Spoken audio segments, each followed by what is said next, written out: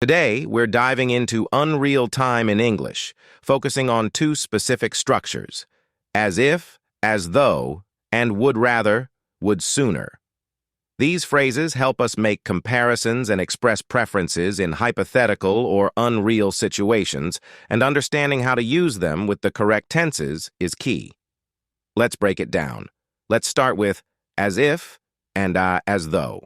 For current, future, or general unreal comparisons, we use the past tense after as if and as though. For example, she acts as if she were a famous artist. She's not a famous artist, but we're imagining it. Or, he behaves as if he were making millions of dollars. Again, we know he's not, but we compare his behavior to someone who is. Next, we use as if and as though for past unreal comparisons.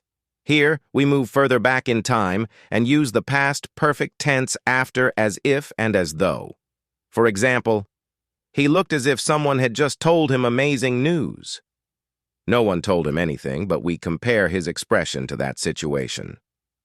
Or, she seemed as if she had won the lottery. She didn't win, but her behavior suggests otherwise. There are some important rules to remember when using as if or as though. If the verb before as if or as though is in the present or present perfect, we use a past tense for comparisons we know are untrue. For example, she behaves as if she were a movie star. But for comparisons that are possible or uncertain, we stick to the present or present perfect tense, like, she looks as if she's a professional athlete. Now, let's shift to would rather and would sooner. These express preference, whether for now or the future. For current, general, or future preferences, we use the past tense to show what we'd like someone to do, even though the situation hasn't happened yet. For example, I'd rather we went by train than fly. I prefer going by train in the future. Or, would you sooner I stayed home than went out? When expressing past preferences, we use the past perfect tense after would rather or would sooner. This shows that we wish something had happened differently in the past. For example, we'd rather you hadn't told Lisa about the surprise.